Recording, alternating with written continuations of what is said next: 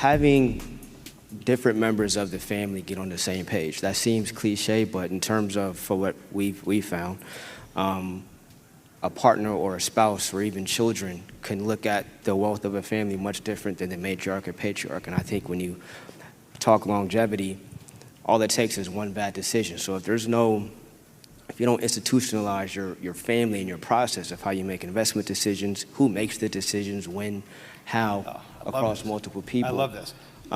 You got to prevent it from being one bad decision that can take it all down. Absolutely. Correct. Right. And by and large, a matriarch or patriarch acting on his or her own is likely to make big decisions without considering diversification and so on. And even if the one decision isn't catastrophic, if it's a big mistake and you're playing catch up, that's where the catastrophe comes. So.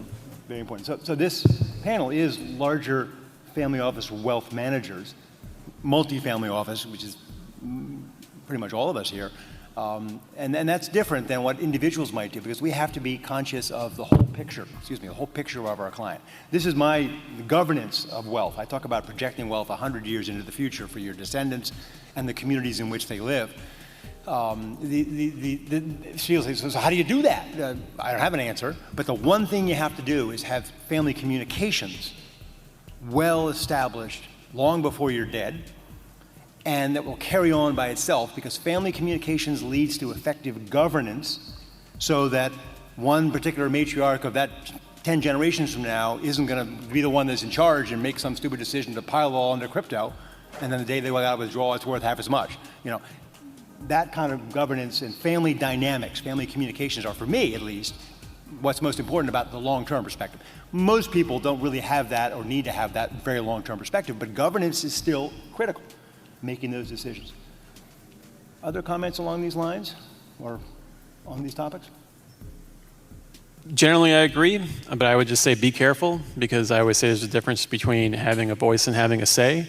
There's certain people at the table who are pulling the strings, trustees, matriarchs and patriarchs, the ultimate decision makers, and I think that if you try to pretend like it's a democracy, it's not going to work. You have to be very clear with all the stakeholders of what the expectations are, and not overpromise. I think I've seen the opposite occur, where folks think that they have more of a voice than they actually do, or more of a say than they actually do. But still, the principle, generally speaking, is correct. I mean, the unique thing about our situation is that we're all advising people who are going to, generally speaking, outlive their money, right?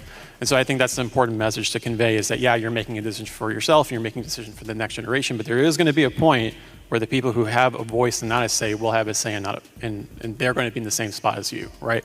So you're educating them, and you're teaching them by your own actions as well, right? So I would just remind everyone that, yeah, it's important to be empathetic, but you do want to make sure that you don't cross the line and give people the wrong impression. Just a comment on that. I like your comment about having a voice and having a say. And I think your other word used is education. I think that's the role we play, right? And so having that voice and using that voice to educate our families on risk, I think is a big part of it. And are we getting properly paid per unit of risk we're taking, right? So you talked about mandates and things that we think are interesting. As a group, we happen to find private credit pretty interesting right now, because we're getting equity-like returns from a credit position, a contractual position, right? So there's a credit fund we're going to be going into. We're going to be getting a 10%. We expect by year 3, federally tax-free. So to our families, that's a tax equivalent 16% return from a credit position. And taking the time to use that voice that we have and educate them on. Now they might pull the string and say, hey, I still don't like credit, or and that's their call. But say, hey, per unit of risk, why are you taking equity risk, trying to get a 15 in a value-add real estate deal when I can get a 16 tax equivalent in the credit position? Let's talk about that. That's where the voice comes in, right? That's where at least we can educate and maybe not make the final decision, but be helpful. Are you saying that our clients are not always fully aware or educated in all capital markets and what's available to them? I know, shocking. I know. It's weird. But they had a shoe business. They sold a shoe business. They should know this.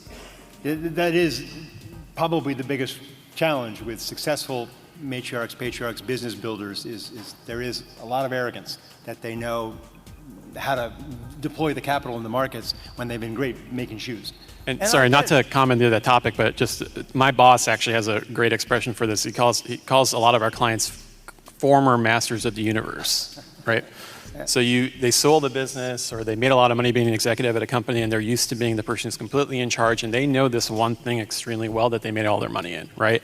And then you can feel after working with someone for a long time and building trust with them, the anxiety of that they're moving from something that they knew that they were doing well to something that they're not so sure that they're doing well anymore. To listen to this full panel, join the Family Office Club by visiting familyoffices.com. We look forward to seeing you at our next live event.